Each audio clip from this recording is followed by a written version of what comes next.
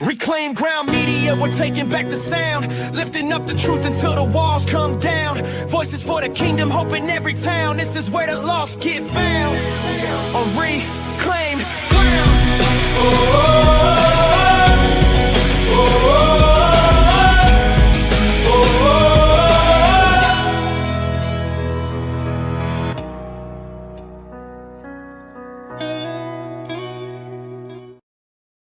Hello, Facebook. Hello, podcast world. Hello, Delaware. And especially and most importantly tonight, hello, Appoquinimink. You guys have a very big decision to make coming up. On May 12th, you guys are going to have your Appoquinimink School District School Board elections. And it seems like this election is going to be the most important one in decades. As all of you who live in Appoquinimink obviously know based off the MOT pages, we have a big problem in the Appoquinimink School District, something to the tune of multiple million missing, unaccounted for, unfound dollars. And that cannot happen again. Along with all the other issues within Appoquinimink, we have 3 school board candidates tonight that are looking to solve those issues. And what I wanted to do, in full transparency, I am not an Appoquinimink School District resident. I am just north, although we share a county rep. However, I do believe that when we talk about reclaiming ground for citizens, for Delawareans to take our state back, it comes one small pocket at a time. And this month, it's coming in the form of a school board election. I am going to make sure, Brian, am I live? Brian is my producer. Am I live on my page? Am I good to go? No, we need to reconnect your You want me to do that again? page. Yeah. Okay, hold on. We're live on Reclaim Ground, but we need to connect yours as well so we get more people. Yeah, it definitely has to go to mine. That's where people are watching. So let me find it over here. All right, we're right here. Appoquinimink panel. All right, I'm saving changes and just let me know if that works. I think it worked. Let me just double check. I want to make sure, you guys, that we are live before I bring you on. Let me just double check. Yep, it's showing me as live. So we are ready to go, Appoquinimink. Let's bring these candidates on. Brian, if you want to take me off, we're going to put Elena Brenner on. All right, Appoquinimink, this is your candidate, Elena Brenner. I've asked all candidates to submit to me a short biography, so you know exactly who you're talking to tonight. Elena says, my name is Elena Brenner, and against my own expectations, I am running for one of the open seats on the Appo School Board. I am a wife, mom of 4, grandmother of 2, and a retired Delaware teacher with 30 years of classroom experience. All 4 of my children attended Appo schools, but now the district is at a crossroads. The public trust has been damaged, and people are upset. I want to put my experience to work to help guide the district back a solid foundation within the community as we build partnerships to empower our teachers and students. I have a classroom-first philosophy that requires every decision, every policy to be considered by how it will affect the classroom environment. As a teacher, I know firsthand how it impacts the students when policies are implemented by a group of people who have never taught. What sounds good on paper doesn't always work well in practice. My priority will always be the teachers and empowering them to inspire their students. Good evening, Elena. Thank you for being with us tonight. Hello. It feels weird to look at the camera when you're right there. It does. I'm here, though. I'm here. It's me, and we're here together tonight. And I'm so excited to have all of our guests on. The next guest I would like to introduce is Britney Mumphord. If we can bring Britney up, and Brian, you can take me on off because nobody needs to see me at all. This is about the candidates tonight, and it's about the future of Appoquinimink School District. Britney Mumphord is the executive director of Delaware Kids Can, where she works with educators, families, and policymakers to improve math and literacy outcomes and advance funding equity for students across the state. Through this work, she has helped drive conversations around evidence-based instruction, transparency, and ensuring resources are directed to students who need them most. She also serves on the Public Education Funding Commission, where she has contributed to recommendations to modernize Delaware's school funding system. Britney is a parent in the Appoquinimink School District and is running for school board to support students, families, and teachers while bringing a focus on results, fiscal responsibility, and transparent leadership. Britney, thank you so much for being with us. We're happy to have you here. Thank you. I'm happy to be here. I hope that we have some great questions tonight, which I've read a couple of them already, to make sure that everybody's policies, their platforms, and their initiatives are very clear so we can have some informed voters. So I appreciate you taking your time to come in here. Sounds great. I appreciate you setting this up. Of course. Last but certainly not least, and the only male on our panel tonight, so he had to go last. Obviously, the ladies had to go first, is Mark Heck. Hello, everybody. Air Force veteran with over 34 years of military experience with multiple deployments. In addition, he has served on Delaware's largest credit unions, Dover Federal Credit Union Board of Directors, acting as the chair for the supervisory committee, which ensured all financial actions were in compliance with all federal, state, and internal regulations. His education experience is he taught GED completion classes with Delaware Technical Community College for 3 years at both the Stanton and Wilmington campuses, and is the only candidate currently teaching. He is teaching and has been in Glasgow High School in the Christiana School District for the past 7 years. He has been married to his wife, Michelle, for the past 39 and a half years. He has 2 children, Mark and Brittany, is Brittany your child? Am I just now putting something together, Mark? Is Brittany your kid? My Brittany is my daughter. In a roundabout way, okay. He has 2 children. Oh, not that Brittany. Not Brittany. That's what I meant. What a coincidence. And 3 grandchildren, okay. Connor, Malachi, and Anna, where Connor will be the first one entering Appo's Early Childhood Center at the Fairview campus in September. So this election is especially important to you with a grandchild entering into the school district. Correct. Well, I'm very happy you could be here with us tonight. I appreciate your time, and I hope we get to some good questions that can make everybody's decisions a little bit clearer. Brian, if we could bring all 3 of our candidates up now. I wanted to just go over some results, and I apologize, you guys. I'm going to be reading off my phone because I didn't know how to take a survey. I use an app called SurveyMonkey to make sure that I am polling all the Appoquinimink school districts to kind of see what their most important issues are, their biggest concerns, and specific questions they wanted to ask. However, it only has an app, and it's on my phone, and I can't print from the app, so we're reading off our phone tonight. A couple of things that I wanted to highlight before we get into the question portion. Number 1, I only had 33 completed responses, which came as a bit of a shock to me, considering the fact the MOT pages have been popping off the past week, talking about nothing but these school board elections. So I expected more responses on this. However, the responses we did receive were very thorough, and you could tell the questions were very thought out. So for the 33 people that participated in this survey, I genuinely appreciate it. One of the questions on this survey was, how familiar are you with the Appoquinimink School District Board candidate? 40% said they were very familiar with you guys. 32% said somewhat familiar, and 28% said not familiar at all. So hopefully for that 28% that is tuning in tonight, you can answer their questions for them. When I asked the question, which of the following issues are most important to you in the upcoming school board election? So I want to ask you guys one at a time what you think that your fellow residents said that the most important issue is, the number 1 most important issue. We'll start with Mark since he's at the top. Well, I've been knocking on doors. The first thing out of everybody's mouth is tax increases and how much it's costing them. So I'm sure to say on your survey, if that question was in there, that's exactly what everybody was leaning to. Okay, so you say tax, financial. Brittany, Good what about finance. you? It's all about the finances. I agree. Financial transparency or accountability. Yeah. Elena, would you agree with do you agree with financial? Oh, yeah. People are worried about, they want to know what happened to the 4.9 million. They want to know why were they punished for a mistake they didn't make. Yeah. Okay. Well, you guys are right on the nose, right on the money with that, because 88%, Oh, what a pun. 88% of people polled said that school funding was the top priority to them. And I only allowed 1 selection for that. So that's how important this is. And I want to note too that number of the misappropriated and unbalanced numbers was up by fiscal year 2025 to, I believe, 7 million. So it has gone up time and time again, and that is on people's minds.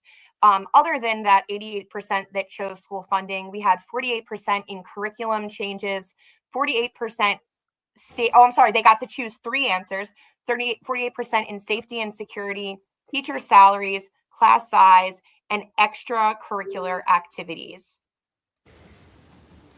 There was all of which are very important. Yes. I also asked, and this kind of goes back to my participation point, how likely are you to attend the school board election on May 12th? 80% of participants said that they were very likely to attend.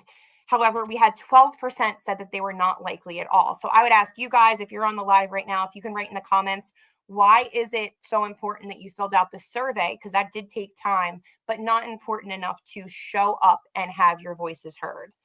Please show up. Yeah, please tell us why. Because whoever you're voting for, just show up. Just show up. Just show up. The attendance on these elections, whether it's a state level, a county level, a town level, it's so low. But everybody on social media has an opinion, and we have to make sure those opinions aren't just going through the computer. You're actually voicing your opinions. It turnout is historically dismal in school board elections. And I don't think a lot of people know the ramifications of what school boards are able to do. I think they got a taste of that, and that's why people are talking about the 88% in finance. It impacts pocketbooks and the livability. Like if you're on Social Security and you get schwacked, and it may be only 5% or whatever, them increasing your taxes 5%. Whatever you were getting as a COLA that year's gone. It's gone to Appo. So it's important for you to get out and vote, whatever your decision is. Even if you don't have kids in the district, like it's so important to get out there and vote, because even if you don't have kids that are in the school systems, I homeschool my children, so I'm not directly in any school system, but it still affects us. Brittany, you look like you have something to say. I started my work in education before I had kids, and people would ask me all the time, oh, well, do you have kids? You work in education? Well, no, I don't, but I take issue with that, like somewhat of a misnomer.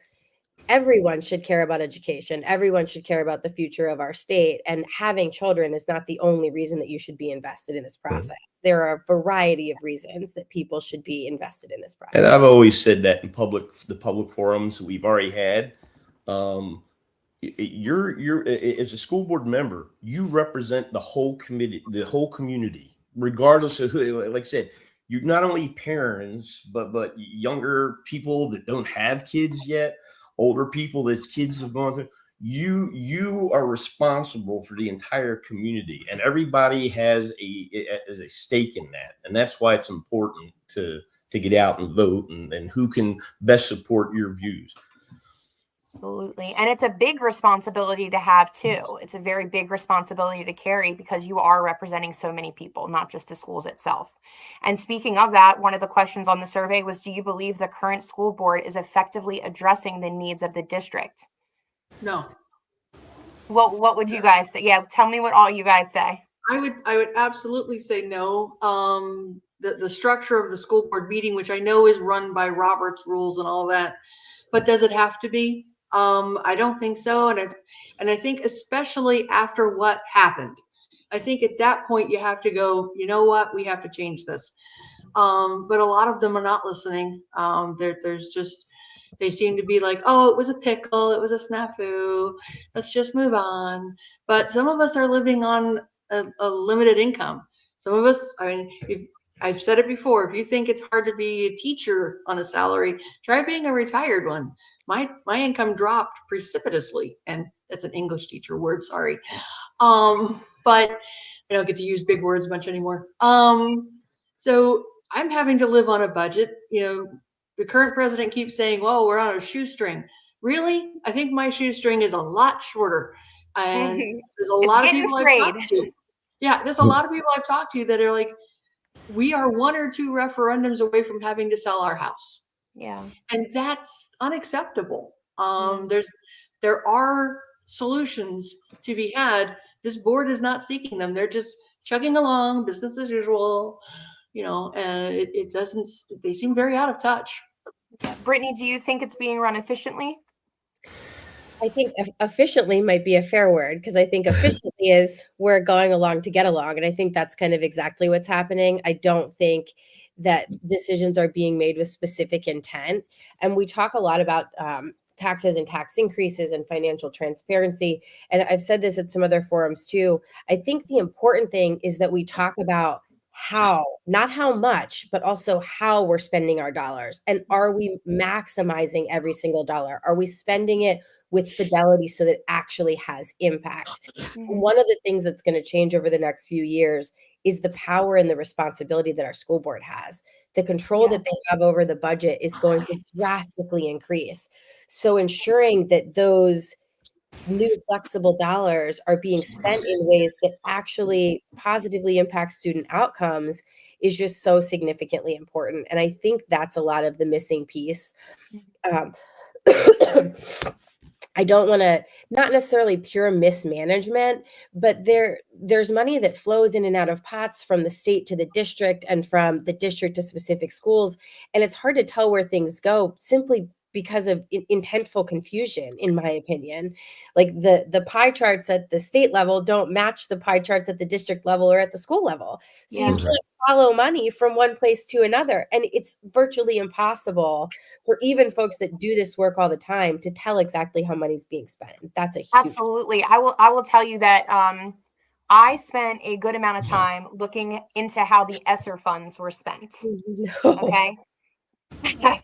We have a lot of fancy new tracks and HVAC systems. Yeah, we do. It's very not detailed. It's very, very, very incredibly big. And some of those numbers, you just have to wonder to yourself, like, how did it get to be this much for that? So I'm glad you brought that up. That's definitely something that I personally, as an outsider, not in the district, I would like to see that changed for all school districts, because that is a mess. And for somebody who's trying to look into it because they're curious and they're suspicious about how this money is spent, that's a huge red flag. That's a huge red flag. Mark, would you say that the district is being ran efficiently? I don't know if we have enough time. So yeah, this, and I use Appoquinimink School District as an example because I work up there. They haven't had a referendum in like 7 years. Down here, since I've moved here, I'm kind of getting used to every 2 years a referendum comes up. If you don't vote for a referendum, we're going to lay off all your favorite teachers and all that kind of fun thing.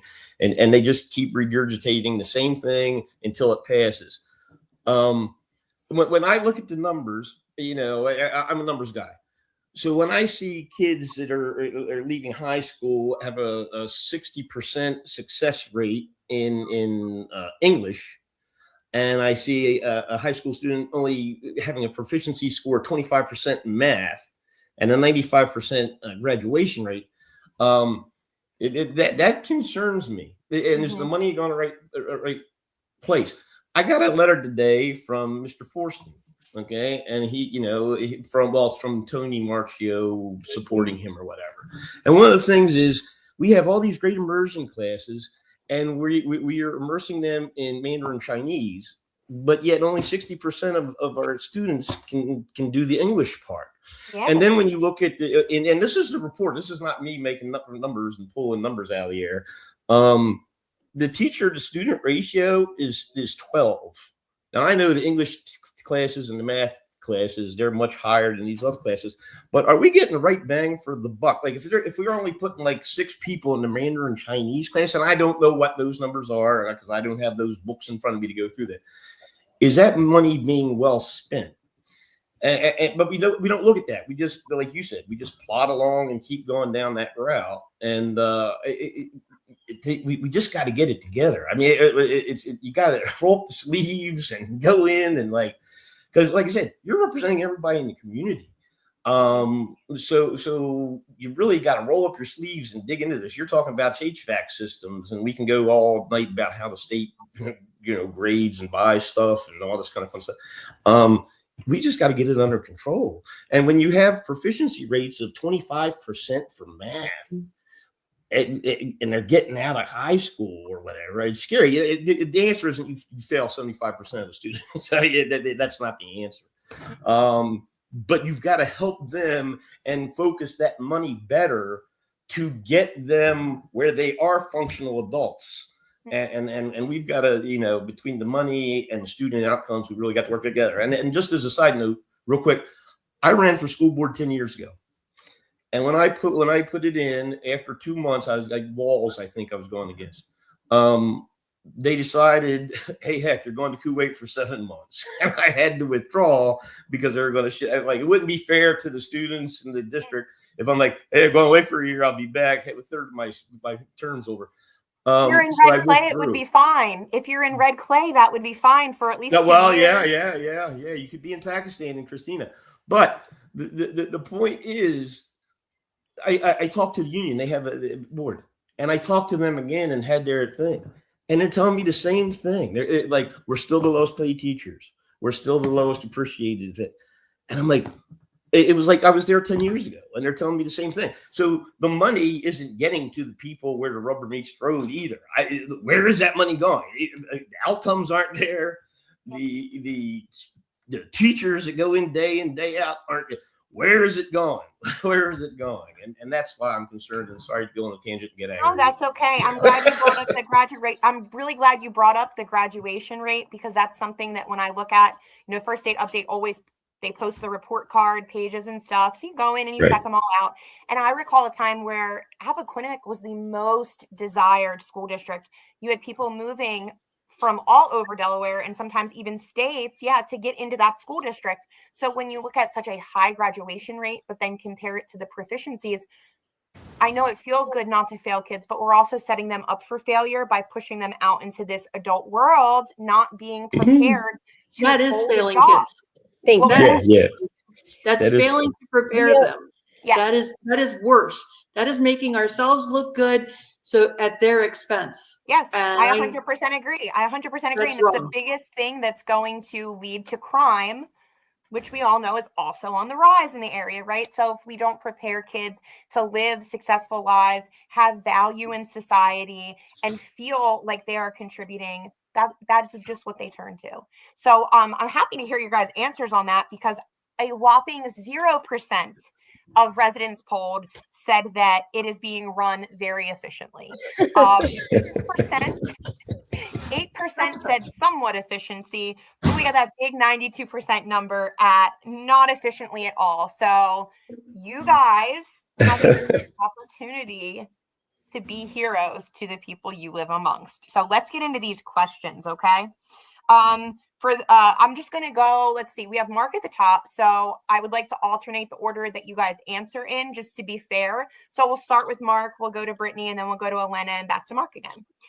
First question, are you for, and I want very thorough answers for you guys, but I also want to make sure we get through everything. So try to be very direct if we can. Are you for the student and teacher, or are you for the teachers union? Mark. Oh, you have to both. I mean, like, you can't have one without the other. Like you just don't throw, like one of the union's main concerns are working conditions and salaries. Okay. And like I said, 10 years ago, lowest paid. Here we are 10 years later, still lowest paid. A lot of the forums, behavior issues. I know, coming from Christina school district or whatever, like behavior issues across the board. And it is so hard to remove disruptive students from the system, even when we have behavior support specialists and this, that, but the fiery rings that you got to jump through to get somebody removed is almost next to impossible. And a lot of teachers, like I read somewhere, 80% of teachers get out of the system within the first 5 years. And a lot of that is because of behaviors. If I'm sitting in a class saying, sit down, shut up, sit down, shut up, sit down, shut up for an hour, that's not helping my students at all, the ones that want to learn. But then at the other side of that scale is when you're asking an adult to go into a setting like a public school, but knowing that all your compatriots in the small state of Delaware are getting paid more than you, you got to walk that fine line, with taking care of the students and their outcomes, and helping the teachers get the salary that they deserve and the respect that they deserve. And a lot of that's working conditions. And you try to solve that you thread that needle as best you can. And that's where you got to dig in. And I think Elena talked about this. I am a big supporter of management by walking around. I would go to a school and say, hey, an hour after school, I'm going to hang out in the break room. If you want to come talk to me and tell me what your issues are, come on in and say hi. So that's the kind of guy I am, and I talk too much, and I'll give it to somebody else. So if it came down to it, are you for the student/teacher, or would you do what teachers union wants you to do? Oh, students and teachers. You can't, teacher. like I said, you can't do one without the other. You can't do one without. Yeah. Okay, Britney. Echoing what Mark said, students and teachers, I think we need to build an education system for students that serve students, but we can't do that without supporting teachers. Yeah. Teachers are our most valuable resource. I do plan certainly on being a thought partner with the teachers union. I think that valuing their opinions and helping to the best of our ability to get them the resources and the respect and support that they need will make our school system stronger. And that will help us better serve students. So for me, it's certainly student/teacher, but it's really like a chicken or the egg situation. You cannot do one without the other. Okay. Elena, same question. Could you repeat it just so I'm sure? Yeah, of course. It says that, are you for the student and the teacher, so student/teacher being kind of one entity, or are you for the teachers union? First of all, I'd like to say, if you applied that question to any other profession, people would like shake their head and go, what the heck are you talking about? So let me also preface what I'm saying with the fact that I think teacher unions have a critical role to play. I was a union rep for my building, and I can tell you there were lots of times where I had to go in and represent someone who was being unfairly accused of something and, you know, basically save their job because of false and misleading accusations. So I really believe in the role that the union plays when it comes to standing up for their members. But the whole point of being a teacher is to impact your students. I can tell you, and I'm sure Mark can too, and probably Britney to some degree with your kids, when they understand something, when they get that aha moment and it's suddenly, I get it. Oh my gosh, that is like the best, sorry for the word, but it's like the best drug ever. I've never done drugs, but I can't imagine one that would give you a better feeling than seeing a child understand what you've been trying to get across to them. The magic, like I said in the previous video, is in the classroom. You get someone like me who didn't think they could do algebra. Really, I barely can do algebra. But my teacher taught me how to do this. And it was like, oh, okay. That's where magic happens. We get kids to care about, you know, photosynthesis and, you know, that, you know, when you blend these two colors, it makes that color. And teachers are magical that way.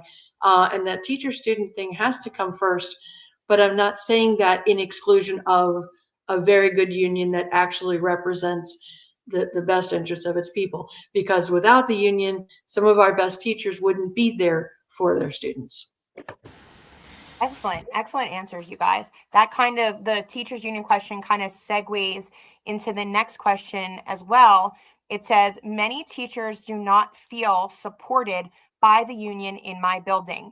If there was an issue that came down to it, would you stand up for teachers against the union? Yes. Britney first. Sorry.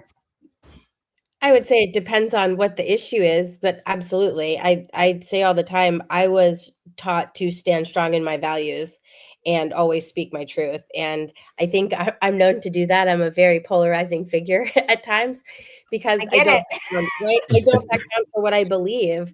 And while I fully appreciate like the support of the teachers union, and again, hope that we work closely together to build something better, that does not mean that I'm beholden to anyone and I'm not owned by anyone. I'm owned by what the right thing to do is. Perfect. Good answer. Elena, your turn. Same question. I can't imagine a situation where the union would be the right one on that. I'm sorry. Like I said, I say that I'm a member of DSEA retired. I am in the union. But the whole point of the union is to be there for the teacher. And that is if we're going to turn this district around, it's going to be because we engaged the experts that we already have in the field. We listened to them, we collaborated with them, we respected what they had to say. Can you imagine if teachers were treated with the same respect that lawyers, doctors, and accountants and other professions? We don't sit there and question our doctor about this or that, and we don't accuse our accountant. And why do we do that with teachers? I would love to know, and I wish I had the answer. But yeah, the teacher would have to come first, because the teacher is the kingpin, the Rosetta Stone, if you will, to everything else. Without them, there's really nothing that the district can do. So thank you. Yeah, Say thank you, Elena. Mark, same question to you. Teachers say they don't feel represented by the union. If it came down to it in a discrepancy, would you represent that teacher against the union? Well, yeah, again, each individual instance it has to be, I mean, it's pretty hard to just say yes, right?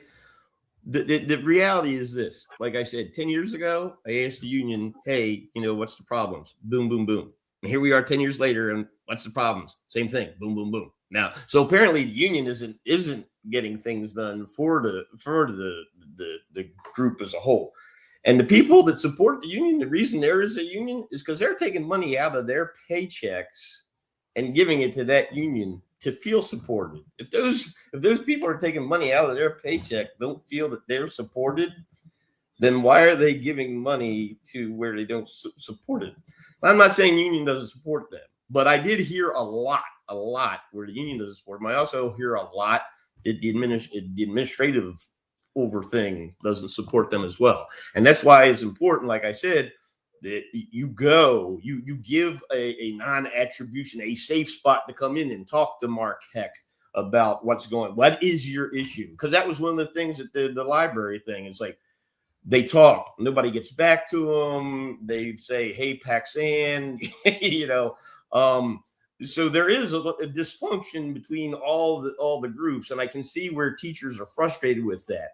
And again, they said I stole somebody's lunch out of the refrigerator and they didn't back me. I mean, you have to take each individual instance for that.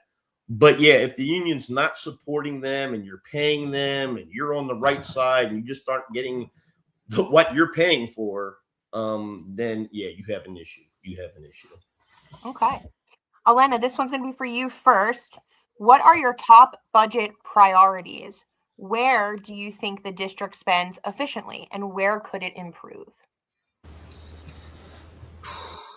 I would love to say that they spend efficiently in building, but a lot of the complaints that I'm getting when I talk to people are, why are we building buildings that look like college campuses? Mark and I went to schools that look like brick buildings with windows, and we came out with a pretty decent education out of those buildings. And I know that there are state requirements, that sort of thing, but it's like the last board meeting I was at, they were talking about laying sod at the Fairview campus. And I'm just going, sod? Do you know how expensive sod is? Why aren't we buying grass seed? It would be so much cheaper. Where are they spending efficiently? Oh, I wish I knew. I really do. I've looked at the budget, and like you said, it pretty much takes an accountant degree if my son was here, he lives down in Dagsboro, he is an accountant, maybe he could explain it to me. I'm not really seeing a lot of efficiencies in it. I think where we're overspending, and this has been my pet peeve, is technology. I know that technology is important. I'm not saying that there isn't a time that kids should be on a screen. I'm just saying it should be the exception, not the norm. It should be the end stage of whatever it is we're doing. I mean, my students used to work on this. They had this draft and that, and all that was done by hand before they went on the technology, on the computer to finalize whatever the project was, whichever program we were using. Mm-hmm. There's a lot of danger there, with all the AI programs that are out there and stuff. So I think there are places that we can cut. Technology also requires maintenance. You got to maintain the machines. You got to have an IT team and all of that. So I think there's that. I think our buildings are maintained well. I've been in a few of them, and I think they're very clean. They're very efficient. So there's that. Personally, at Silver Lake, I was volunteering there not too long ago, and I love how they've used some of their money to have, I guess, behavioral coaches, I guess what you call them. They're just walking the halls, and if a teacher steps out with a student saying, hey, little Bobby here needs to go for a walk for a while, they're right there, and they can take Bobby for a walk around the hall, and Bobby gets to calm down. I think that's a wonderful use of funds. And God bless the people who are doing that, because they're making a huge impact. They're keeping the situation from escalating. They're allowing the students in the classroom to still continue with the lesson, and the teacher is able to continue doing their job. And so I think that's an efficient use of funds. But like I said, I've tried digging into the budget, and I'm going to have to do a lot more work on that to find an efficiency, if you call it that. I'm really glad you pointed that out. I actually did not know that existed at all. And I think that's so wonderful. As a homeschooling mom, I understand that developmentally, especially at that age, there are times kids just need to reset. They just need to refresh, reset, see something different. And that's developing normal. So that's it doesn't great. Become a discipline incident. It doesn't go on their record. It doesn't, they have to serve detention or whatever. It gives them a chance to be a kid and, just calm down and refocus and talk with this other person. And I'm really happy to know that. That's awesome. Mark, what about you? Where are we spending efficiently? Where are we not spending efficiently? Well, I still try to I live in the development of Mount Hope, or I'm sorry, I was Cantwell Ridge, and I've got buses coming in here all day long. And when diesel has gone up $2 a gallon, and you have multiple running back and forth, there's got to be a better way. And we have champagne tastes on a beer budget. Like I said, don't get me wrong, I love Fairview campus. I walk up there at 4 in the morning to walk around the thing, to get my little workout in. Beautiful. But what we don't understand is when you build something beautiful like that, just like Bunker Hill with the big columns and all that kind of, in about 10, 15 years, all those things are going to require maintenance and maintaining, like pilsters and all this. It's going to cost a lot more money than it normally costs. Like Elena said, until I dig into the individual programs. My biggest thing is, like I talked earlier, you have to dig into the programs. If a program is not getting enough student enrolled in that program or whatever, we've got to look at. We can't just keep a college campus catalog in a high school because it looks good that we have so many offerings, but are those offerings getting the amount of students that we're paying for to put in those classrooms? So that's what I'm concerned about. If you want to say what's efficient, hey, I guess the meals they order in the lunchroom are okay. You know what I mean? But other than that, and whoever's going to get this job is going to have experience in the financial and to look down and to drive down into those numbers. That's the reality. Yeah, absolutely. Brittany, what about you? What do you think? What's efficient? What's not efficient? So I think operationally, the district has been able to maintain a pretty high level of efficiency. We're already a year and a half behind in the need for the new Summit campus, right? So our classrooms are overcrowded, the buses are overcrowded. Literally everywhere in the schools are overcrowded, but the schools and the district has been able to maintain programmatic offerings. They've been able to maintain at least decent class sizes and smooth operations from bell to bell, arguably, with somewhat limited physical resources, not limited financial resources, but limited physical opportunity. And I think there's something to be said for that in a district that continues to outpace the available geographical area that's available to build schools. Being able to keep their eye on the ball and have things continue to run smoothly has been fantastic. I brought this up 2 years ago, and it just like continues to bother me. And I don't know that it's necessarily inefficiency, but it's dollars that aren't being spent on what they're intended and what they are intended, and that really bugs me.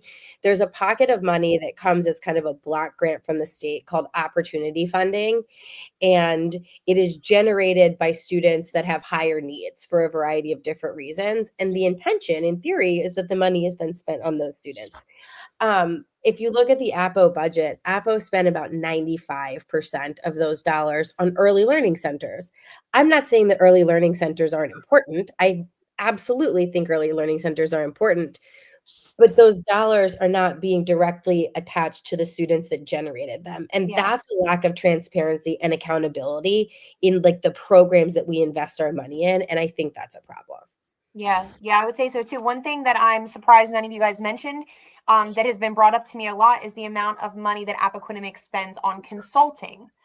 When there are people within the district that could be doing that consulting, we continuously go outside of the district for it, and it's a very large sum. So just to put that on everybody's radar, one of you guys at the very minimum is going to get this seat. So whoever it is, make sure you're looking into those consulting fees and what we're Can paying I speak out. to that real? Can I speak to that real quick? Yes. I can tell you as a teacher, I worked in the VOTEC district, and we had consultants come in all the time. And usually what they were pitching to us was something that we were already doing in our own classroom, something that we had, collectively come up with or individually and then shared. And it's so insulting to watch your district spend buku bucks to pay somebody to come tell you how to do what you've pretty much been doing. And they didn't bother asking you. So I mean, I've heard that exact sentiment. For what it's worth, I've heard that exact sentiment, specifically and especially when it comes to the tech field. I'm hearing it a lot as it pertains to tech, as we're getting these new auditoriums in different schools and stuff like that. That's something I've been hearing a lot. So that's a very good point. I can imagine how it could be insulting. I have lived that experience. Yeah, me. Hi, you know me. I'm here. I can answer that for you. This question says, for me, how much will you listen to parents' concerns and try to make an effort to work with and then it cut off. So I don't know what the hour is, but I'm assuming families. We're going to go with families. I think that fits well there. So how much will you listen to parents' concerns and try to make an effort to work with our families? Mark, we're back to you, I believe. Oh, okay. Well, I'm a friendly guy, and Brittany and Elena, they're all my friends and everything. And we've discussed this, and it goes to transparency. And just like I use the example of meeting teachers one-on-one in safe spaces where they aren't overheard on it. Parents are feeling that they're not being heard. We had one woman crying her eyes out about she was going to the school and having her kid bullied, and went through multiple times, and finally, apparently the assistant principal was like, "Hey, that's just the way it is. You're just gonna have," and we have to listen. And I think, and girls, tell me, I'm sorry, ladies, please let me say if I'm wrong. I think we all agree that some kind of format is needed for the district. Not the formal, like, hey, here we are, it's the school board, and we're going to present you blah blah blah blah, but an actual open forum where, like, once a quarter or once biannually or something, have a sit down. You don't have to write your question in advance, and then we have to select you, and you can only talk for 2 minutes, but where you actually get people to voice their frustrations in advance. And I think that is important. And then at least the parent feels that they're being heard and they're being cared for when you're face to face with somebody and not sending an email or hoping somebody calls you back on the phone. So Sorry about that. It was bedtime and my kids. Oh, no, I get it. So sorry about that. But tomorrow, just so you guys know, tomorrow is my son's 8th birthday. So Aw, happy birthday. just be happy that I let you guys know that. I'm so sorry, Mark. No. It's almost my bedtime too. Yeah. Brittany, what about you? You're cuter than all of us. So, I mean, No, I'm biased, but I agree with that. They are pretty darn cute. They're good too. And you know what? They are affected by what happens in our school districts too. So, Brittany, what about you? Let me know what you think about, will you listen to parents' concerns and will you be supportive of families? so one, I mean, echoing what Mark said, I do think we all agree that some sort of like formal open dialogue, like set up, people come, we all have a real chat and back and forth is needed. But additionally, just throughout the campaign, I've sat down with parents, with teachers, with special education specialists. Well, that's a mouthful, but to hear concerns and figure out, what the path forward may be. I do, in my day job, I do that work. I'm a community organizer at heart. I do not think we have informed or good policy without community input. And I think, families and students are the reasons that we do this work, right? And without their opinions, then we're not doing our jobs diligently. I love sitting down with advocates or people who I think that I have the opportunity to empower to become advocates. I think that's a really amazing piece of my work, and I hope to continue that. So I would also say, if I am not lucky enough to be elected to, or maybe it's unlucky, I don't know at this point what we're getting ourselves. That's a fair point. That's a fair point. Even if I'm not elected to this seat, I do work in education policy. I love doing this, and I love talking with families and with parents and with students. So please don't ever hesitate to reach out to me. We can get coffee, we can Zoom, we can talk on the phone, because that's underrated these days. Not everything has to be a Zoom call. But yes, absolutely. Awesome. Lena, what about you? I'm actually the parent that Mark was referring to. When we first moved here, we moved from Illinois. Our oldest son had been in a classroom that was very interactive, very hands-on. They did so much cool stuff. The teacher's husband was the head of the science department at the University of Illinois. So they did they did a science magic show at the end of the year. We moved here, and the teacher he had, and I don't know why she was this way. I'm sure, I don't know, but she was very much a do your worksheet kind of person. Mm-hmm. And so she expected the kids in 5th grade to just sit there and do worksheets. Well, that wasn't working for my son. He was used to a much more interactive environment. Yeah. And he became a behavior problem, and he was, not doing well academically. And I kept going to the school and kept going to the school. I finally had to tell them I was going to get a lawyer, that the next call was going to be from my attorney. I didn't have an attorney. They didn't know that. But I would have found one. And so they finally did move him to a classroom that was much better suited to his needs. And I think there has to be a partnership between parents, teachers, school, administration, all of that, because we all have the same goal. We want our kids to succeed. And when you have a parent who is concerned, you got to listen to that concern. And then you got to listen to the teacher and see what's going on there, and work out that partnership. My youngest son, we ended up pulling him out of Reading Middle and sending him to, Providence Creek Academy, Providence Learning Academy, one of those. Providence Creek, because he was being bullied so much, and they weren't doing anything about it. And when I went to his guidance counselor, and I said, help, this kid's gonna leave middle school with emotional scars. And she looked at me and said, well, don't we all leave middle school with emotional scars? Like, no, you're not supposed to leave middle school with emotional scars. And I realized at that point there was no help. And that's when we pulled him, because at that, what else do you do? Parents have concerns. That's their kid. That's their child. That's their one that comes and gives them hugs, and you celebrate their birthdays. And and Brittany's in that wonderful stage when they still love to cuddle. I I missed that stage. My youngest is 32. He doesn't cuddle. Not with me. So I that's said okay. to mine last night, That's Roman, fine. how much does mama love you? And he said, stop, mama. So Yeah. Oh, How I will old? tell you How this. old? 3.5. When I Yep, sounds I'm about sorry, right. Elena. Yep. Yep. when I dropped my oldest son off for kindergarten and I went to give him a hug, and he goes, "Can we just shake hands, Mom?" Oh my gosh. I got to my car and I cried my eyes out because, oh no, that hurts so bad. But I understood, he can't hug Did mom you in let front of him? all the guys. I get Did you that. let him do But the handshake? yeah, yeah. All But right, then we you but won. then we learned the sign language for I love you.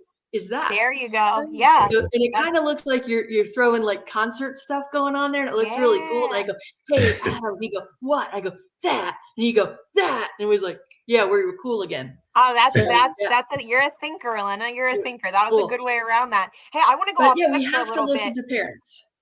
Yeah. We do. They are the first. They are the child's first teacher. They should be their child's first line of defense. And if we're not working in partnership, then I think we're spinning our wheels and going nowhere. So Yeah. it has to work together. I want to go off my questions here a little bit because I think each one of you at some point has brought up the bullying, which really has jogged in my mind that it is a very big problem. You hear that from a lot of parents. If you could give me one solution to combat the problem with bullying, or if not a solution, one way to deal with it more effectively and streamlined, what would that be? We're at Brittany. I think you're first.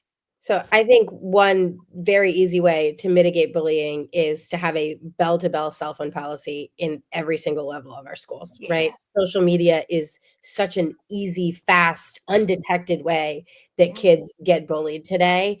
And the district has done great strides in with the pouches that we hear about and whatnot. But national research shows that the only actual very effective cell phone policy is a bell-to-bell ban. And I think that's what we need. And I plan to advocate for it. Excellent. And it has to be enforced too, right, on the back end, because if we do a bell-to-bell ban, it is important that the teachers are enforcing that because like you said, it's so quick and easy with social media for kids to get a quick snap of someone and now they're all over Snap being bullied and it lasts forever. It's not like you're going to go home and escape it. I remember going to pick up my cell phone in the vice principal's office 48 hours later, right? So let's bring that back. Let's bring it back. Why do we get rid of that in the first place? Elena, what about you? What is one thing that you would do for the bullying problem? I think you have to bring in the bullies and the person who has been bullied separately. And I think that something needs to be done for kids that have been repeatedly reported as bullying. And put them through some type of extra learning program where they can understand the impact of their actions and maybe try and work with their counselor to find out why are they bullying, because in most cases they're doing it for reasons that we don't know about. Maybe they're being abused at home, maybe they're being bullied, maybe their big brother or sister is always treated them this way. See if we can help them help them understand, help them to go get beyond that. Nothing like that was ever done in the case with our youngest son. And they would, we'll punish both children. Like, okay, but my son was the one that got shoved. My son was the one that, why is he being punished again?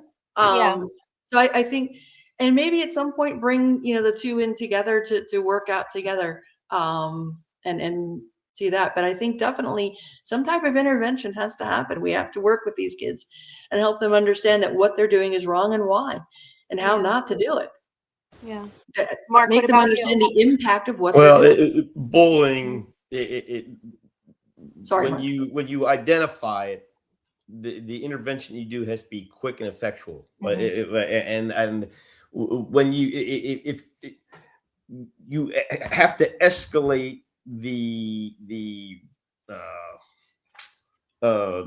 punishment that goes with the thing. Like if you see a consistent thing, a bully or whatever, you start with suspensions at home. You get the parent involved, because I will say one thing: once you inconvenient the parent, the behavior of the bully will change, because when they go home, when you're impacting a parent's life because your kids has to go home and stay with you for a week or But that whatever. doesn't, but to be fair, Mark, that doesn't really happen. No, To be- I know that. Yeah, yeah. But So that's- parents aren't being inconvenienced at all. In fact, we're dealing with so many situations where there's clear evidence of a kid bullying over and over and over again. And then the parents come in who have not been involved in a single thing, don't know anything that's going on. And immediately it's my kid's done nothing wrong. Yeah, and then when that is the case, when it is ineffectual with the parent, and you have that, that's when you have to start looking at the schools where, like, hey, this one isn't the right place for you. We have another one across town that for a different segment of society that goes to school over there. Can I follow up on that really quick? I think so. I'm a believer of restorative justice in practice, right? In theory, but the pendulum has swung too far. And we're in this situation where we're trying to make sure everybody feels good all the time. Yeah. And there aren't consequences for people's actions anymore. And there are certainly situations that can be mediated with thoughtful discussion and reflection, but there are situations that certainly cannot. And we have to recognize that. Yeah. Yeah, that's a very astute observation, because it's absolutely true. And with the broad spectrum, I guess you would say, Mark, you would probably know better than me. I don't know the right word for it, but like escalation system. There's things that need to be skipped in that escalation. I hear from up in my area, not down in Appo, but up in the Britney Mumphord School District at a school, a kid bringing a knife to school. Well, it didn't need to be escalated because it was a knife and not a firearm, is what the yeah, you staff have no was idea. reporting to me. Well, I mean, you do have an idea. Before we do anything, you have to call the parent and talk to the like 16 times before they'll even get involved, where they meet. And then when they do finally get to that point to meet the people, then it's like, okay, well, here's a warning for you. And it just goes on and on for months. And that's why, like you said, like when you do have to escalate, you've got, it has to be effective. Like if we get to you 3 months later, what's the point, right? Yeah. So it doesn't. You have to speed up that process. It's already happened by then, right? Right. The bullying. It's 3 months later is just way too late. Let's see. There was a very long question. I wanted to make sure. Okay. This says, are you ready? It's a very long one. Great teachers are leaving this district. What will you do to find out why they are leaving instead of pretending everything is fine? How will you hold district leadership accountable if teacher morale continues to decline? Do you believe the 50% rule helps students learn, or does it simply make failure rates look better on paper? What will you do when policies make numbers look good, but students are not actually mastering the material? Why should teachers trust leadership when many feel belittled, dismissed, or told that they are replaceable? How will you make sure teacher feedback actually matters before new initiatives are pushed out? What will you do to stop the cycle of chasing new and shiny programs while ignoring practices that teachers know work? When one person makes a mistake, why are all teachers treated as if they cannot be trusted? How would you change that culture? What specific steps will you take to rebuild trust with experienced teachers before more of them leave? How will you measure what other district leadership is truly supporting teachers, not just creating reports that look good? I know that was loaded and there was a lot of amazing points, but if you guys could just extrapolate what stood out for you and answer that portion of it, I think that would be great. Elena, starting with you. Why are teachers leaving? I think that's something that definitely the board could tackle. I would ask any teacher who is leaving to meet me for coffee off site somewhere and chat with me, so that I can learn from them and find out what's going on. I would hope that conversation would happen before. I would rather they contact me if they feel like leaving, so that we can have a conversation and see what it would take to keep them around, let them stay. There was one other question in there that really stood out to me, and I tried to write it down fast. There was the 50%. What do you think of the 50% rule? I think no, I can tell you as a teacher in the classroom, if you give students a marking period off, they're going to take it. Now your high performers, your go-getters, your high flyers, they're going to not do it. That's fine. But they weren't going to do it anyway. But you gave kids a opportunity to just, blow off an entire marking period. Can you please give me a real world application where that's going to be okay? Oh, I'm sorry. I don't feel like doing the projects today, boss. But I'm going to get paid, right? No, you're not. You're going to, at the most, get unemployment. And honestly, I don't think they would deserve it. So no, that's one of those setting kids up to fail. But it makes it easier on us. Yeah. I can tell you in my classroom, kids would go like, well, why can't I? I'm like, guys, I could ease up on this. I could be nice and just let you do this. I said, but all that's doing is setting you up to fail later. Yeah. I said, so I'm going to hold the line. I'm going to be the bad guy, and I'm going to hold you accountable for what you need to do, because that's how you're going to learn to be a better, adult and be successful in life. I don't think that's a good policy. That's one policy that we really have to work to get rid of. As far as teacher morale goes, yeah, cupcakes are nice, a donut, whatever. But listening to them and stop. I think one of the other ones was all these new initiatives and programs and stuff. Stop it. That's been one of my the cycle of new and shiny was the exact new and words on that. shiny. New and shiny. And that's not, unfortunately, that's not just the Appo district. The VOTEC district did it as well. I'm quite sure that Mark's district does the same thing. Yeah, that it's always the new and shiny. Why? We know what works. Okay, we know what works. Why aren't we doing it? We know. I was talking to a kid today who is going to a pretty nice private school. They don't allow cell phones at all. They have to be turned into the office in the morning, and they pick them up on their way out. Now, I don't think that would work in a school the size of Appoquinimink Middletown, but similar idea though. They only use technology, he said, about 20%, and it's always at the end of whatever learning that they're doing in every area. They're not on screens 24/7. They're not on screens back at home. And the discipline, the respect, it's all there. We know what works. Do we have the courage to do it? Our teachers know what worked. Do we have the courage to listen to them? Why aren't we listening to them? You want new and shiny? Here's a new and shiny idea. Listen to teachers. Maybe that should be the new shiny. It would be nice. And I think even though we can't pay them as much, and that was something I would obviously like to remedy if we can, but simply being respected, valued, heard, that goes a long way. It goes a long way. Yeah. Very No, long it does. way. It absolutely does. If we did that. So that's what I want to do. I know what that feels like. Yeah. Yeah. Mark, what about you? I wrote that question. No, I understand. Wait, you really did? Did you really write that question? This is from a teacher. This is definitely from a teacher. Oh, okay. I feel exactly. I did not write this question, but it addresses everything that frustrates me. Okay. Yeah. The 50% thing.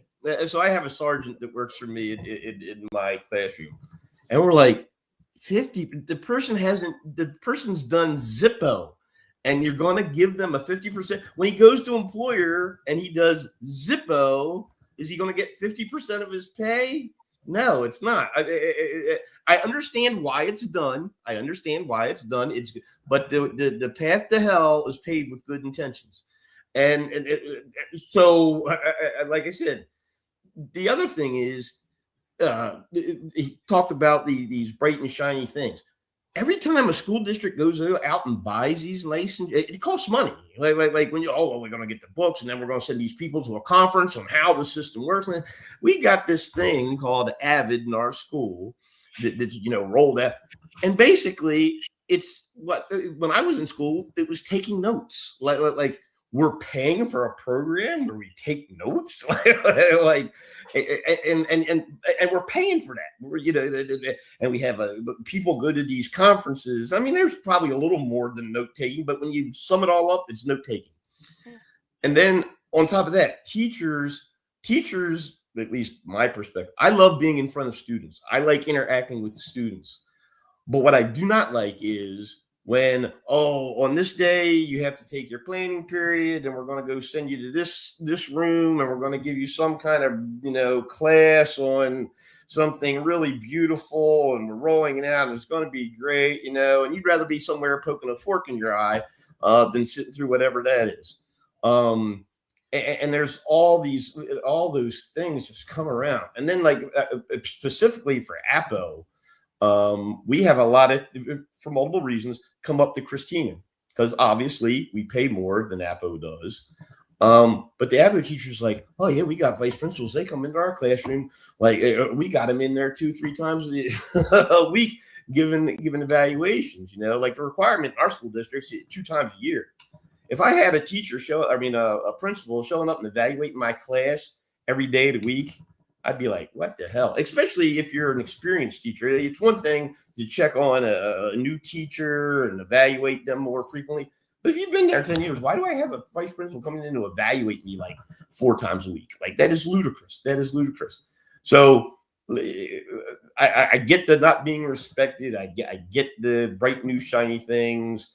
I get it. And like we talked earlier, you want to express those things and make change. That's where you come to me when I'm hanging out in the break room eating a honey bun, where you can come on in and say, hey, Mr. Heckler, let me talk to you about, what's happening over at Middletown High School or whatever. Mm-hmm. Absolutely. So I get it. Yeah. Brittany, did this one start with you or Elena? I think it started with Elena. So you're up, right?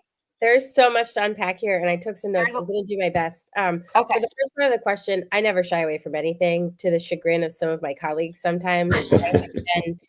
And screaming into the wind about funding formula and student proficiency rates for half a decade, and everyone just likes to tell me, but Brittany, it's not that bad. And I say, but it is that bad. So I take away from the negative and that everything is going along fine. And to that example, or to that point, no, I don't support the 50% rule. I think it makes absolutely no sense for a variety of reasons. It doesn't serve teachers. It doesn't serve students. It doesn't set anyone up for success. And it reminds me of a really interesting story that I love to tell. A few years ago, then President Asanis at University of Delaware was asked why the university wasn't letting in as many in-state students. And he said, because my remedial math classes are filled with Delaware students because I can't trust the GPAs coming out of our high schools. Right. And that's sad. That's a sad thing. Yeah. So we are not setting our students up to be successful in college, career, or in life. And that's a huge problem. I think one or a couple ways that we can support teachers. One, avid supporter of adding a non-voting teaching member to the board so that their voices are represented.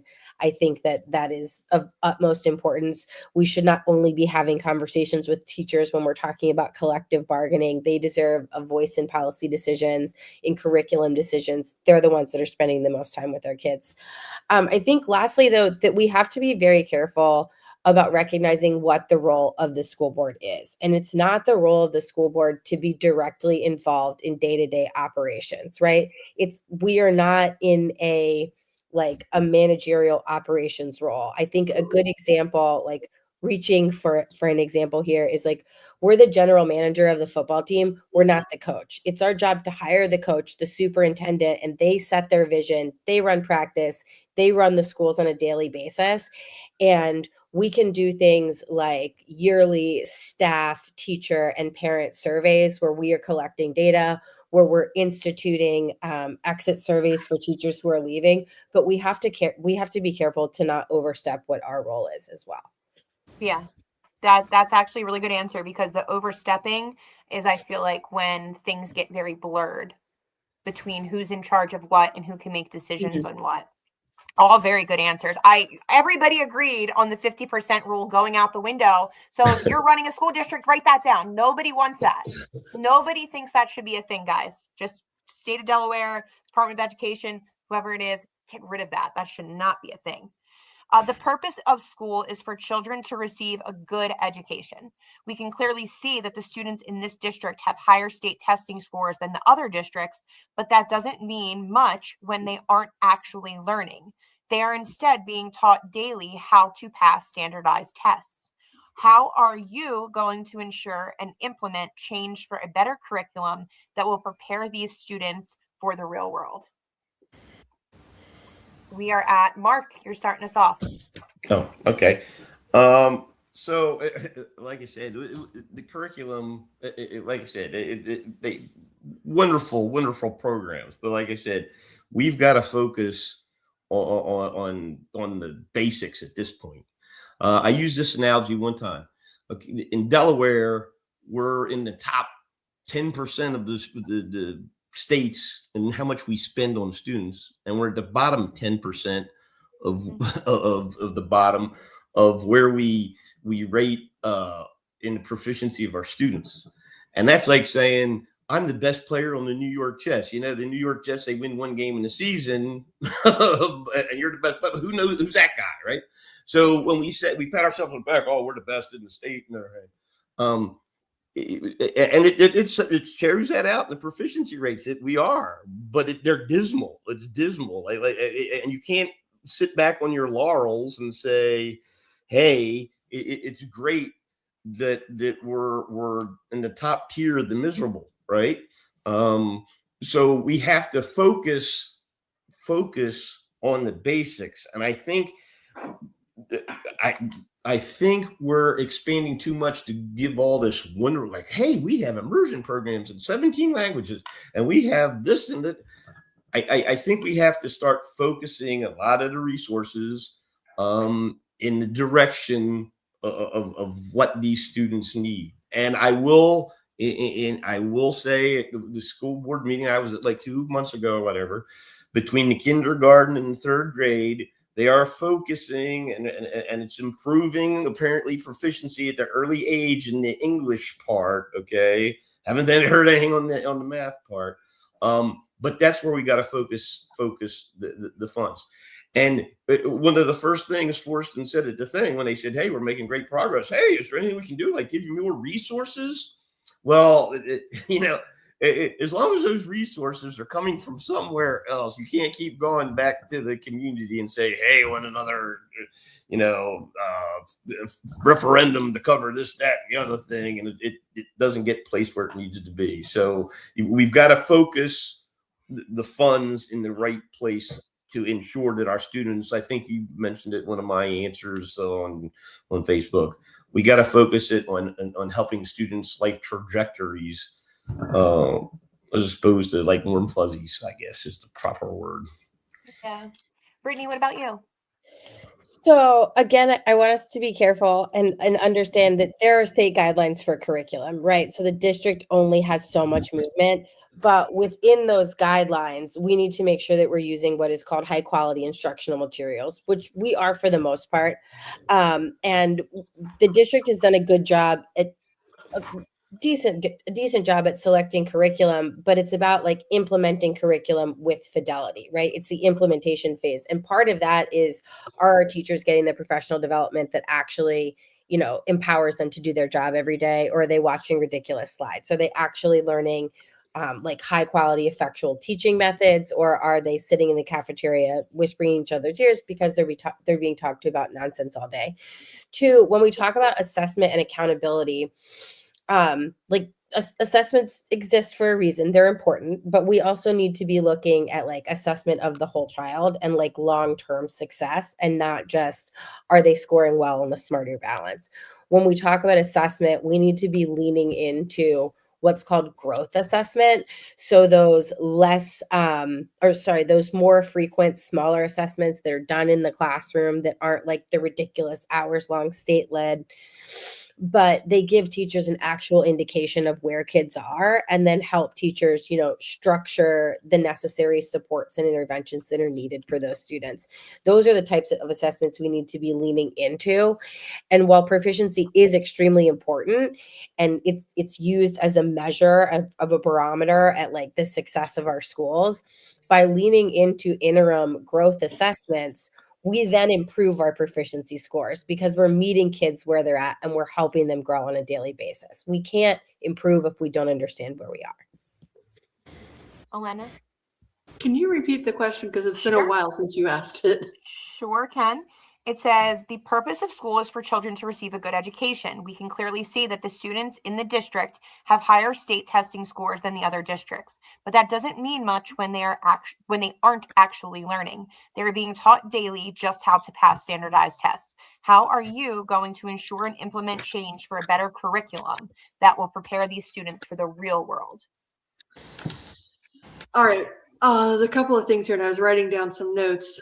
We have a 96% graduation rate, but like Mark said, and I think Brittany has also said, we're graduating students who only a little over half can read. About 75% of them don't do math efficiently, and science is just as low as the math scores, which doesn't surprise me since science and math are so closely tied. I think something else we need to keep in mind, we're not going to get another referendum. Even if all three of us somehow were on the board and we were all for it, I don't think the community is going to pass it. So the district has to keep that in mind. We're going to have to work with the resources we have, because any referendum that is put forth in the next year or two is not going to be successful. The community is fed up with that. And I understand and share their feelings on that one. The thing about sitting, Brittany, you said the thing about, I feel like I'm in the Brady Bunch thing. Sorry, I'm showing my age.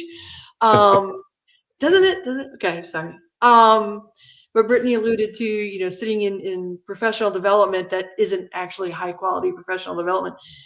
Sat in lots of those where they literally read the slides to us, and we're all sitting there going, you could have just sent us the slides, we would have read them, and we wouldn't have to be sitting here.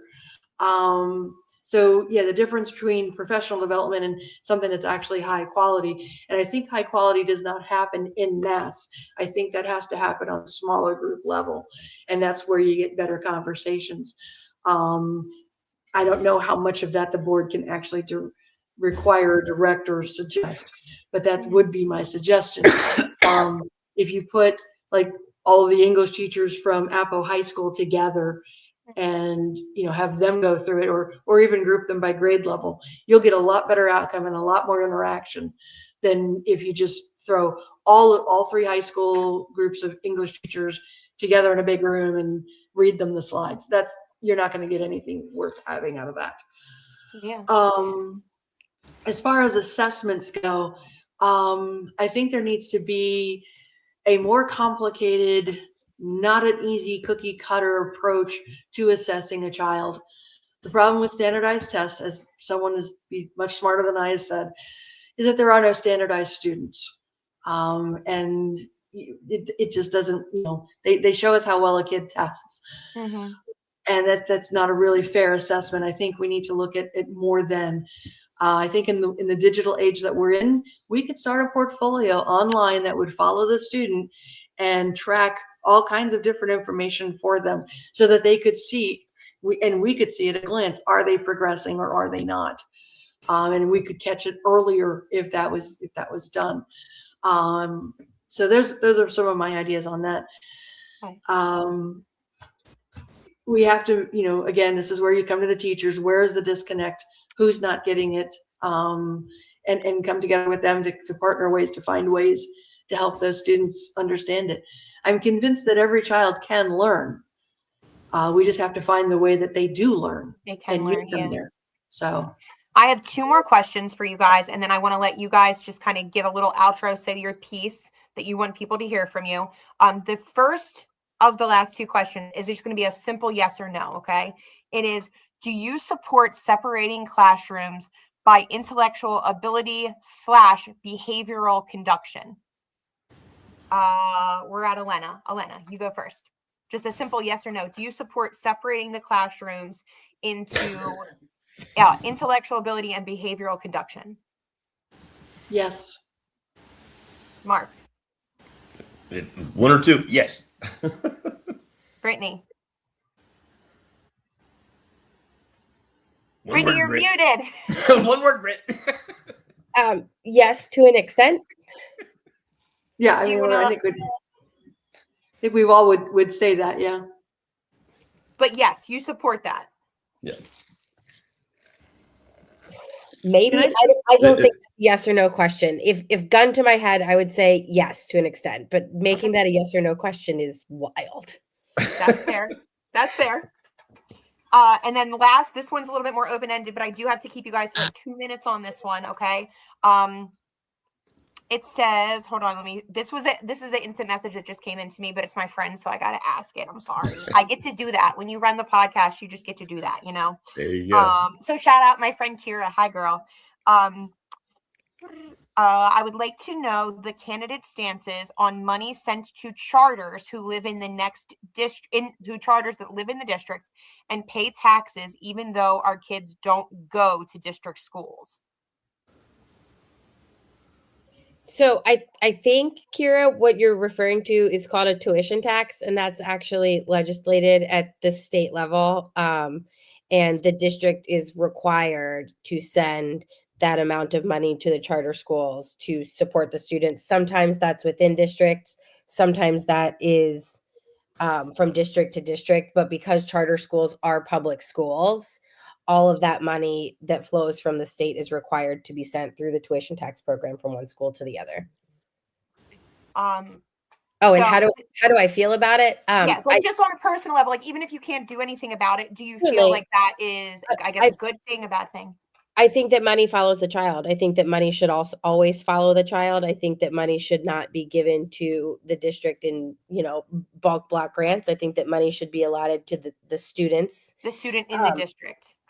I think that the money should be attached to the student and it follows the student wherever they go. I think the same thing happens if your student in Appoquinimink chooses to choice into the Christina School District, for example. The money should follow that child. As long as it's within the public system, the money should follow the student. I have a caveat to that, a follow-up question on that. And I want to preface, I'm not saying because I want this at all, but do you think the same should apply to homeschool families? Should that money follow the student and be able to be applied to their extracurriculars, their curriculum, all of that kind of stuff? Are you trying to get me fired from my job, Katie? I'm not. I promise I'm not. But just as a homeschool parent, and again, I am certainly not saying that's something I want. I just following up. Yes, I do. I think that money should also always follow the student. And I think that we should empower families to make the choices that are best for them. I think there's an opportunity within the education federal tax credit for families to be able, or for schools to be able to set up things called scholarship granting organizations. We don't have the time to talk about all of that right now, but folks should look into it. It's a great opportunity for the state. I hope we do it and that Appo gets involved. Will you side message me that? Because I would love to look into it personally, and I would love to also put that out there if it's something you think that people should see. But I think that's a great answer. And I want to say the reason why I asked that is not because I want the funding. Actually, I'm very worried about funding coming to homeschool families, because typically in states that do that, as you might know, there's a bill currently, or it's a bill, but it's to explore what would it be like for homeschool students to be able to participate on school district teams. And my worries, and pretty much echoes most of the homeschool community's worries with this, is that when there is money being given or permissions being given, that typically oversight is then added to it. And Delaware happens to be one of the best states in the nation for homeschooling oversight and overreach by those entities. So I don't want that. Nobody get any ideas. I just wanted to see what your stance was on it. Elena, what about you? Should that money follow? Of course, the money should follow the child. And I feel bad for parents who feel the need to pull their kids and either homeschool them while they're still paying thousands of dollars in school taxes, or like my neighbor behind me, he's sending his kid to a private school for first grade. It's costing him $25,000 a year. So he's paying for that at the same time that he's paying his school taxes. So he's probably paying, upwards of $30,000 a year for his child to be educated.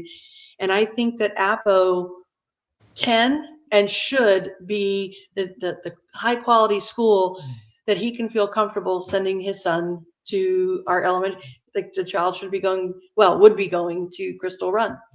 And I've heard great things about Crystal Run. So I've got friends who have children there. I've heard wonderful things about it. But I want our schools to be of a high quality enough that he doesn't feel like he has to do that, because that's a lot of money for a young family to pay. And they've got a daughter who's just a couple years behind their son. And then what, So I think that, yes, the money should follow the child and is, I'm not so sure about the homeschool thing, because to send the money without oversight, that's a lot of money to, I mean, if we're spending almost $20,000 a child, you're going to hand this family $20,000, but then there's no oversight of that money. That could go wrong really fast. But at the same time, Big Brother watching over my shoulder is not something I'm comfortable with either. So I get that. So I'm not so sure how I feel about that one. But yeah, I mean, I worked in the VOTEC district. The money followed the child, and I wouldn't have had a job if it didn't. So to follow up on that, just because I did it to Brittany as well, I'm going to follow up with you on that. You said the money should follow the child if they want to go to a charter, and assuming, extrapolating from what you were saying, also like a private school, it should follow them to be able to do that as well. No?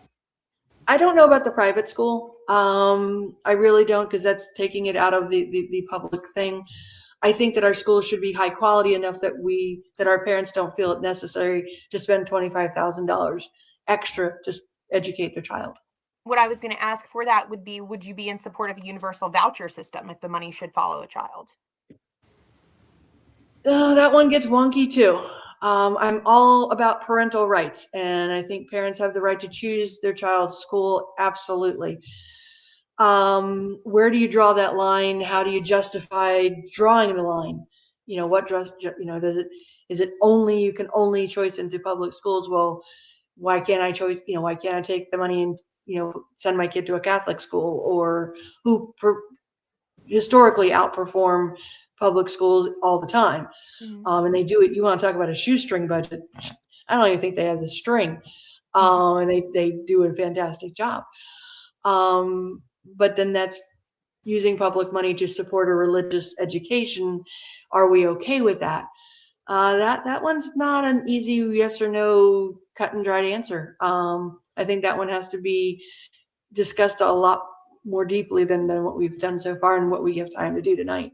Okay, that's a valid answer. Mark, what about you? How do you feel about the money following the child outside a district to a charter? I'm for it, and one of the reasons is my daughter, Britney Kessler, went to DMA. She wanted to follow in her dad's footsteps and go in the military, and she had the opportunity by going up to, I don't know what school districts in Red Clay or whatever. She was able to go there, and the money ebbs and flows and comes to different people, come from all around. So a lot of people are against it, but it does provide avenues for students, and the money is going to go somewhere to some district, so it all equals out in the wash. When it comes to private schools, I'm not a big supporter of like a voucher system going to a private school, simply because I think if we give like a $6,000 voucher that you can go to a private school, I think overnight you would see an increase in tuition of $6,000 at all the private schools, because they know they're going to get $6,000 from the state, and you'll still end up paying. So I think that'll happen.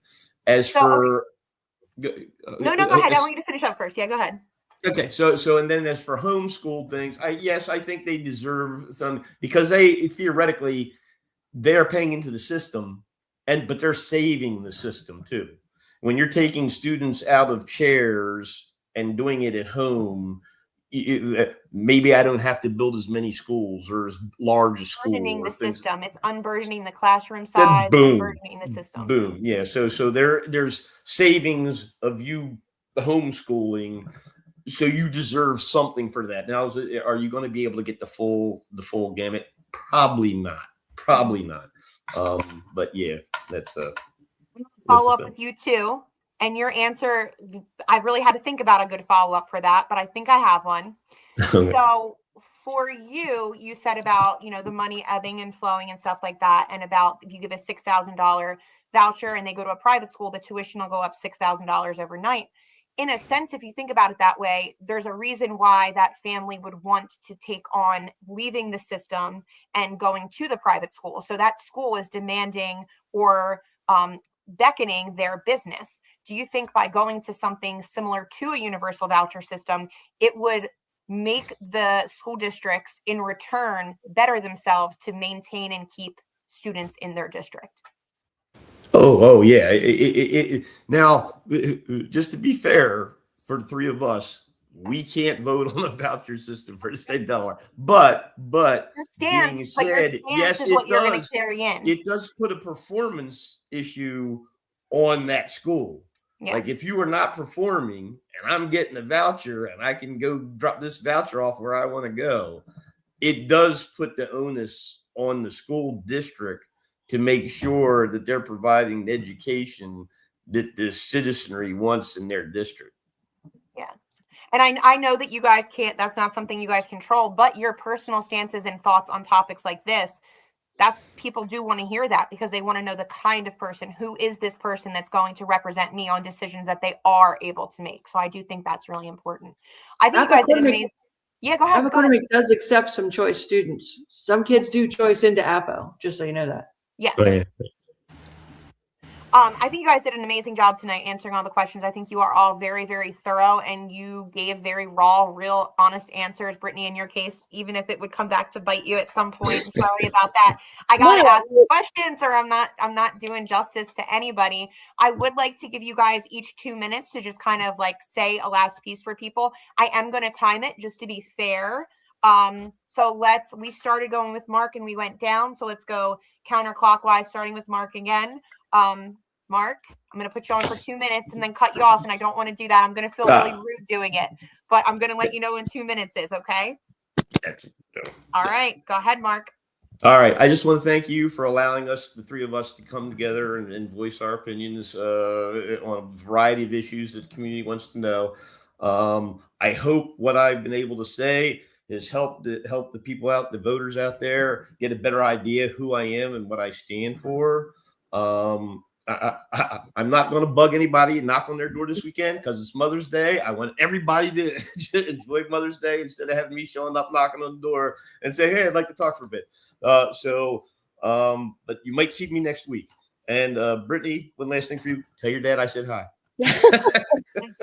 I will. I told Mark that he and my dad have the same vibe, and I really like that. You are up, my girl. 2 minutes, starting 3, 2, 1. So thank you so very much, Katie, for the opportunity, and to Reclaimed Media for the opportunity. I think this has been really fantastic and a way to actually connect with folks in a little bit more real time. I am running for this seat because I am blessed to absolutely love what I do every single day. I love education policy, I love kids, and I love Delaware. You bring all of those things together and you get a person sitting on the school board who wants to make the most responsible, impactful decisions possible to ensure that we are spending our taxpayers in an impactful way and we are increasing our student outcomes positively. Those are the things that matter to me. I live and breathe ed policy. I'm a nerd about it. Sometimes to a fault. I know more than I should. But please reach out if you have any questions for me or would like to connect at all. Win or lose, I'm still going to be here doing the work that I love. So just, happy to have this opportunity and to serve this district. So thank you again. Thank you. All right, Elena, are you ready? 2 minutes. Go ahead. I also want to thank you for hosting this. It was very nice. Thank you, Brian, for being the producer. And I want to thank the people who have tuned in because obviously you care. And I think what you've seen tonight is that you have some excellent choices here. And you don't have to stay with the status quo, no matter what you got a little flyer in the mail today or not. You have some excellent choices. Yeah, I went there. But you have some excellent choices to make, and the status quo can change. We can do better. We can move forward. We can reclaim a much better reputation that we're not just, we're the best of the worst. No, let's be the best of the best. Yeah. And we can do that. We have the staff, we have the curriculum. Let's make it happen. And I think that the people who have been here tonight to talk to you are heavily invested in making that happen. All of us want to see Appoquinimink return to that. And we're going to partner with you to do it. And we're looking forward to the vote on Tuesday. Thank you. Thank you so much. You guys, Appoquinimink, you have big decisions to make come May 12th, but if you have seen anything here tonight, I personally think that you are in good hands with any three of these candidates. I'm very impressed with them. And they're, can I say something else too? They're just normal people. They're just normal people. It's so nice to be on this side and like be able to talk to them before we came on to just see they are just normal people. Sometimes we see current school board members in meetings and stuff dismissing or not listening or minimizing, making light of situations. And you kind of get an air about who they might be or think they have air. These are just normal people. These are everyday people that you would run into picking up your child from school, at the grocery store. And it's very refreshing, at least for me being on the end of this, to know that these are normal people that really, really do care. I do want to say before we get out of here, before I ask Brian to take us out, polling locations for May 12th. You guys can correct me if I'm wrong on any of these. I wrote these down. Their polls are open 7 a.m. to 8 p.m. Don't complain if you don't vote, okay? If you don't vote, then you can't complain when money goes missing. It's just the way it is. Show up, voice your opinion, vote, and make a change. Polling locations, I have Bunker Hill Elementary, Cedar Lane Elementary, Marion Prophet Training Center, Middletown High School, Old State Elementary, Olive Belos Elementary, Silver Lake Elementary, and Townsend Elementary. Did I get that right? Yes. Yep, all of those. Got it. Too easy. Too easy. I nailed my job tonight. Brian, And take us out. Wait. Real quick. People need to know they can vote at any of those. They're not assigned to a location. Whichever one is closest, most convenient for them, they can go there. They don't have to go to. If you have recently moved, you do not need to be previously re-registered in this district. As long as you take mail with you, they can re-register you that day so that you can vote in the school board election. Very good information for people to know. Thank you for adding that. Anything else that I missed or that you just want to add in real quick about the process? Anything like that? No, we're good? We're good. No, thank you. Thank you very much. Yeah. Brian, take us out. Reclaim ground media, we're taking back the sound. Lifting up the truth until the walls come down. Voices for the kingdom, hope in every town. This is where the lost get found. On Reclaim Ground.